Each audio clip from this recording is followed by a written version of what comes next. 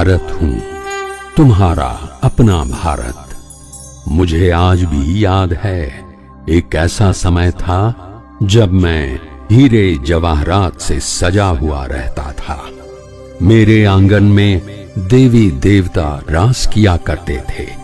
लेकिन हे मानव, तुम्हारे पतित कर्मों ने आज मुझे सोने की चिड़िया से गरीब कंगाल बना दिया। परंतु सावधान, अब मेरा परिवर्तन होने जा रहा है। ये भारत भूमि फिर से स्वर्ग बनने वाली है, जिसे तुम जन्नत व पैराडाइज भी कहते हो। तो चलो, मेरे साथ साथ तुम भी स्वयं को बदल लो, वही दैवी गुण स्वयं में धारण कर लो। तभी तुम उस स्वर्ग समान भारत में प्रवेश कर सकोगे। सच में कितना भाग्यवान है वो हर इंसान जिसने भारत जैसी पवित्र भूमि पर जन्म लिया है। ये भारत वही पावन देवभूमि है जहां स्वयं ईश्वर अवतरित हुए हैं।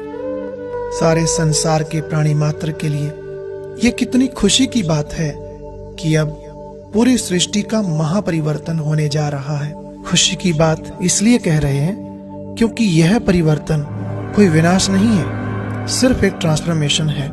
परिवर्तन की इस प्रक्रिया में प्रकृति के पांचों तत्व अब सतो प्रधान और सुखदायी बन जाएंगे। उसके बाद ये बीमारियां और प्राकृतिक आपदाएं सदा काल के लिए समाप्त हो जाएंगी। साथ ही इस सृष्टि पर रहने वाले सभी जीव, उसमें भी खासकर मानव जाति, सभी विकारों से, बुराइयों से पूर्णतः मुक्त हो जाएंगे। बस यहीं से एक नई दुनिया, एक नए सुख में संसार की शुरुआत होगी। लेकिन यह परिवर्तन कैसे होगा और कब होगा, आज हम सृष्टि के आदि काल से लेकर अंत काल तक के सारे राज इस वीडियो में एनिमेशन के द्वारा समझेंगे। तो चलिए शुरुआत करते हैं सृष्टि के आदि काल से। आज से 5000 वर्ष पहले जब इस सृष्टि पर स्वर्णिम युग था, तो उस समय केवल एक भारत देश ही था, दूसरा और कोई देश नहीं था। तब यह सृष्टि एक छोटे से पौधे के समान थी। लेकिन समय बीतता गया और एक के बाद एक अनेक देश, अनेक धर्म और जाति पनपते गए। इस तरह धीरे धीरे यह पौधा वृद्धि को पाता गया और आज इस पौधे ने एक वट वृक्ष का रूप धारण कर लिया। परंतु अब इस सृष्टि रूपी वृक्ष की अवस्था बिल्कुल जर्जर हो चुकी है।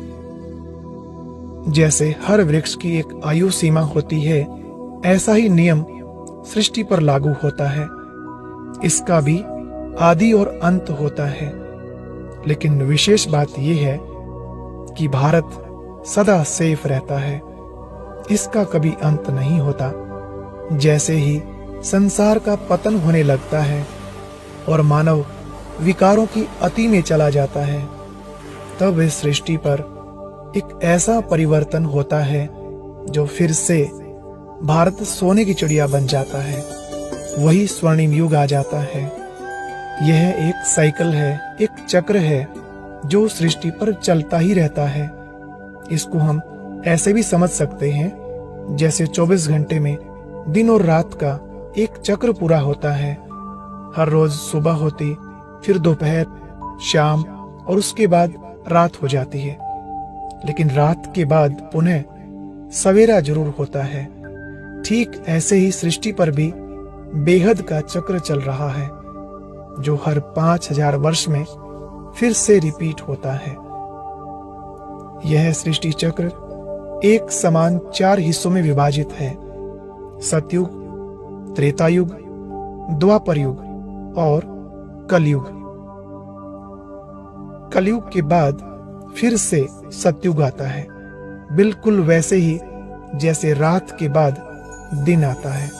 कहते हैं ना, समय कभी नहीं रुकता। सतयुग से चलती हुई इस घड़ी की सुई आज यहां तक आ पहुंची है।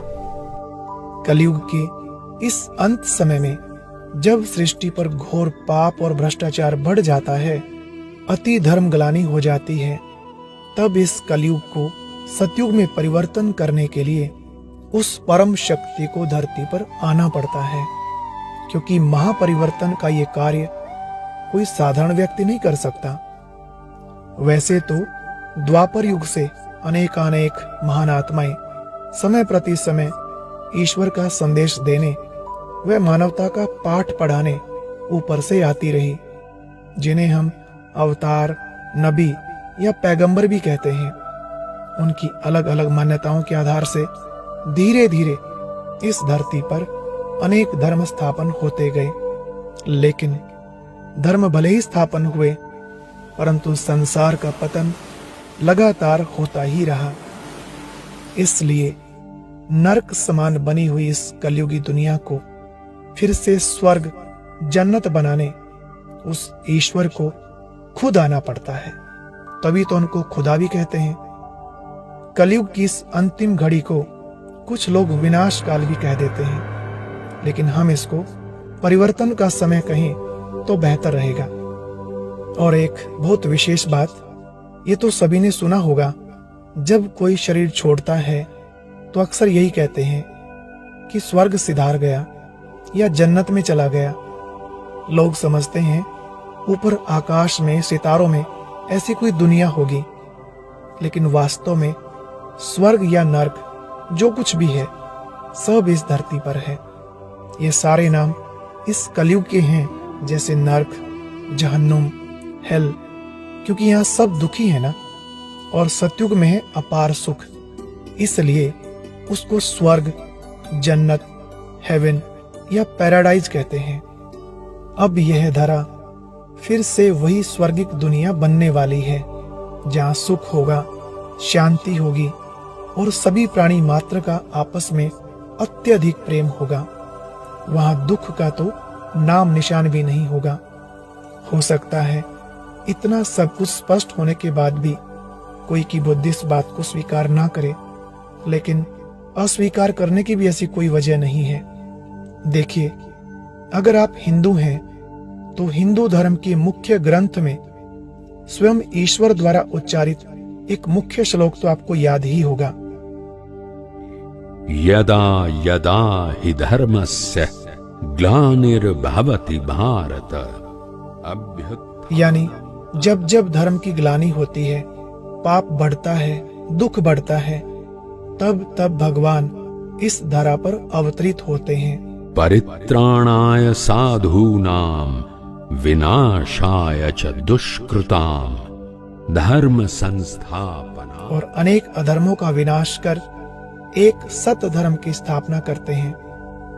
और अगर आप हिंदू नहीं, मुस्लिम हैं, तो कुरान में देख लीजिए, उसमें भी कितना स्पष्ट लिखा हुआ है कि जब कयामत का समय आएगा तो अल्लाह स्वयं आकर सभी रूहों को जो कब्र दाखिल हैं उन्हें निकालेगा और उनके कर्मों का हिसाब लेगा।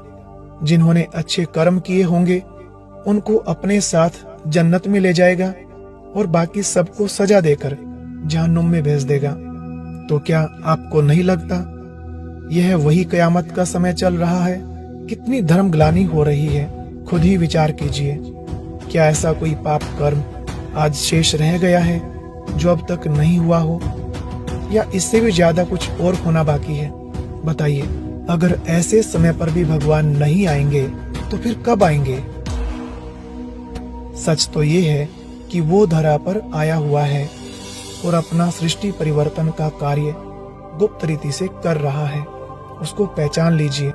चलिए अब आते हैं सबसे मुख्य विषय पर। अभी हम जानेंगे वह ईश्वर कौन है, कैसा है, कहाँ आया हुआ है।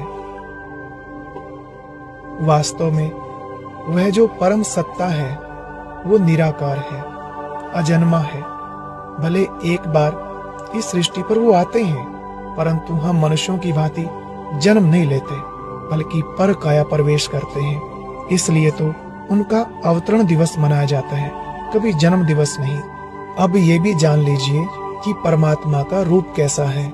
देखिए, हर धर्म में उनका रूप ज्योति स्वरूप में स्वीकार किया गया है। जैसे ईसाई लोग क्या कहते हैं, गॉड इज लाइट, ऐसे ही मुस्लिम धर्म में मानते हैं कि अल्लाह नूर है, नूर इलाही कहते हैं।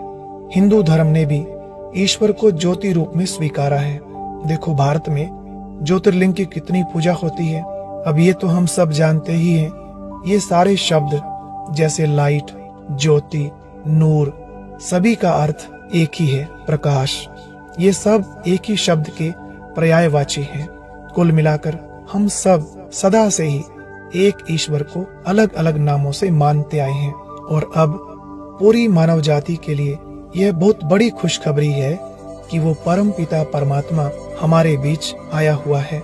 प्रजापिता ब्रह्मा के तन में प्रवेश होकर अपना सृष्टि परिवर्तन का कार्य कर रहा है। उसको पहचान लीजिए, ऐसा ना हो बहुत देर हो जाए। हे प्रिय आत्मन, हे मेरे प्यारे बच्चों, मुझे पहचानो। मैं तुम्हारा पारलौकिक पिता नई दुनिया की स्थापना के लिए इस धरा पर आ चुका हूं। तुम मेरा सत्य परिचय जानकर मेरी याद द्वारा अपना भविष्य श्रेष्ठ बना लो। याद रखना, अभी नहीं तो कभी नहीं, कभी नहीं।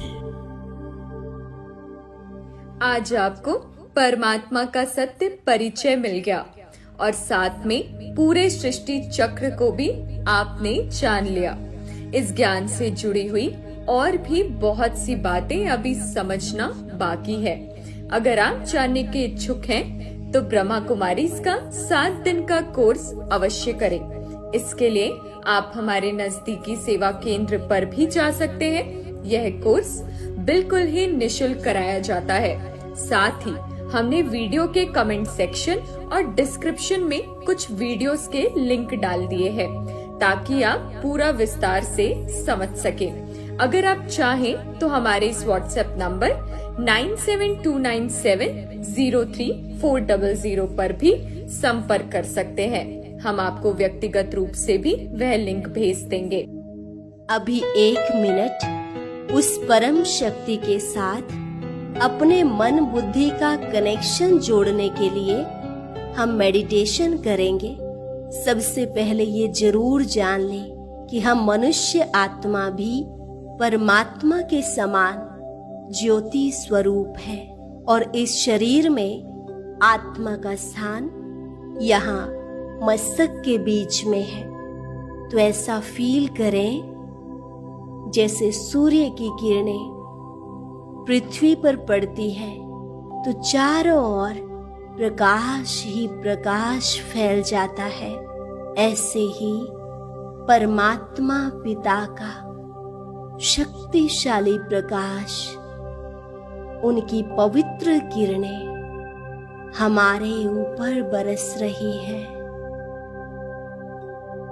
और हम असीम शांति का अनुभव कर रहे हैं। सारी चिंताएं, सारे दुख समाप्त हो गए हैं, बिल्कुल हल्के हो जाए और कुछ सेकंड बहुत आनंद का अनुभव करें।